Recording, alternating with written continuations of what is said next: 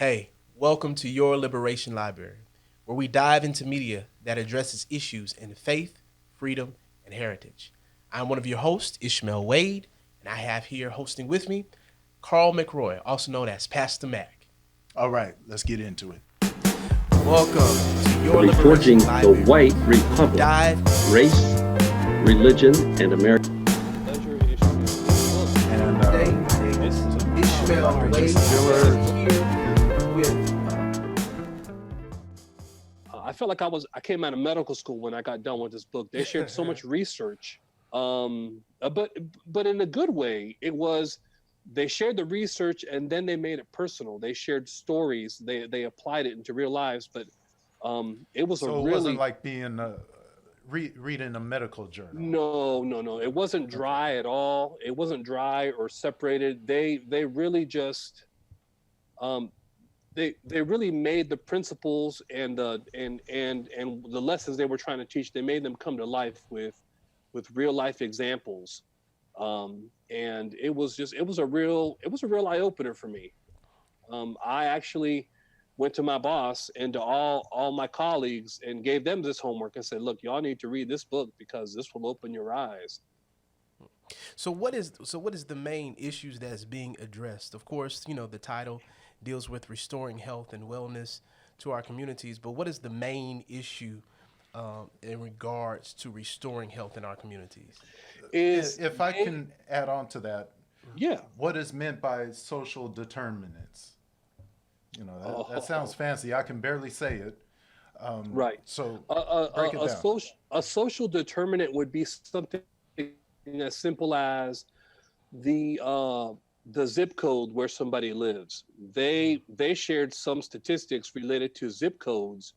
Even in Atlanta, they there was a correlation between the zip code you're at and the level of poverty and disease that you have. They could track people's level of future earnings and their disease outcomes based on the zip codes that they had, which was really amazing. And so that's what a social determinant is. Like if somebody has a high risk for diabetes or for cancer, they would say, they're morbidly obese, they don't exercise, they have this and this. A social determinant would be you live in this zip code, you come from a single parent household, you deal with, you have this level of education. And these are all things that are not only correlations here, but that the authors contend that there is a causation factor here. In other words, if you live in a certain spot, these things are more likely to happen to you. And this is kind of turning medical practice on its head because, doctors aren't taught. This is kind of a social worker thing. Doctors aren't taught to think like this. They are taught to look at simply the disease process. They are, people say doctors are people. They're not. They're thing people.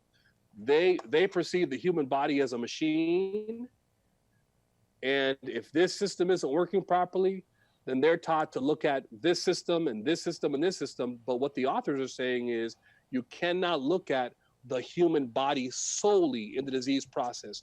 You have to look at where the human body lives. You have to look at the home they live in. You have to look at the community they live in, what they perceive are their strengths and needs. It's a very wonderfully well written book. That's what we want to get to now. Is the hope? You're Right, telling him, hey, there is another path. You don't have to right, just accept this.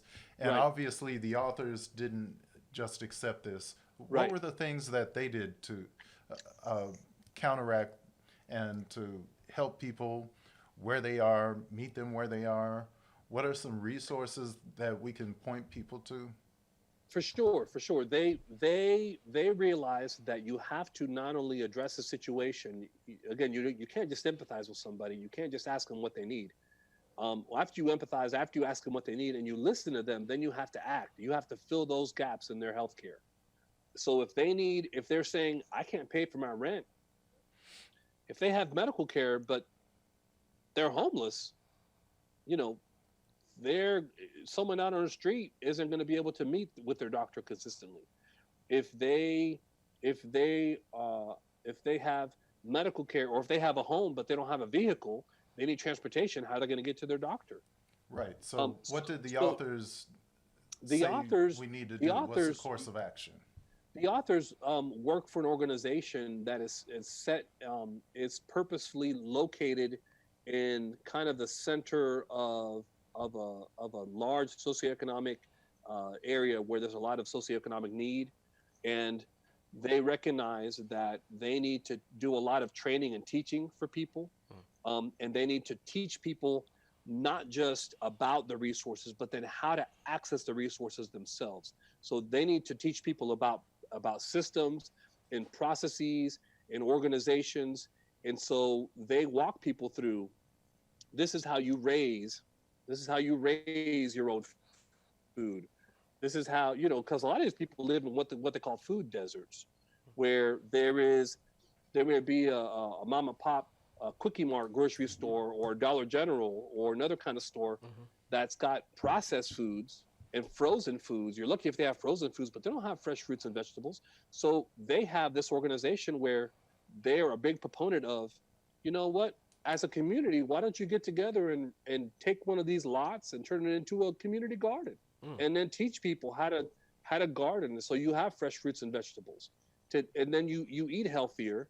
And then when you eat healthier, your body has the nutrients that it needs to fight off some of these diseases. This Good Samaritan Center has housed within it, they have it's a physical office, like a regular medical office, but then they house a lot of volunteers several times a week or month. The volunteers will come in and they have within the same center, they have a cooking section where they teach people how to cook. They have a garden in the back of the center where people will go and they teach people how to cook. They can get credit to then turn that credit in to get free fresh fruits and vegetables. And they teach people how to cook them. They have a dental clinic in-house. They have a therapist there in-house. They have a psychiatrist there in-house. They have everything. They have social workers. They have everything they need. So when somebody comes in, they get literally a full top to bottom comprehensive assessment of their needs, not just their physical health, not just their emotional health, not just their dental health, and we know that all these things kind of meet together. But more importantly, they look at their socioeconomic situation. Are you renting? Are you owning? Do you have enough money to pay your rent? Do you have regular, consistent transportation? Do you have a good social support system? How is your perspective on spirituality and religion? They ask all these questions because they realize all these social determinants feed into that person's health and are simply as important as, are you getting enough, fresh fruits and vegetables? All these things are important too. It's a really different and amazing and better way of dealing with a person's whole health. And to top it all off, they show that it saves insurance money when they do it like this. So insurance companies are now signing on to this way of treating the whole person, because the almighty dollar doesn't speak; it screams. Yeah. And that's really what the gospel is all about. The gospel is a holistic message. Jesus' ministry was holistic. He just didn't preach and teach, but he also healed people. Right. He also casted out demons and liberated people from, demon possession and oppression. So we see that holistic component in the ministry of Christ. And I think that was brought out in one of the quotes you highlighted on page 106. God wants his creation to be healthy. And the gospel show Jesus healing, serving, and being with the people, often the ones most ostracized by society. Right.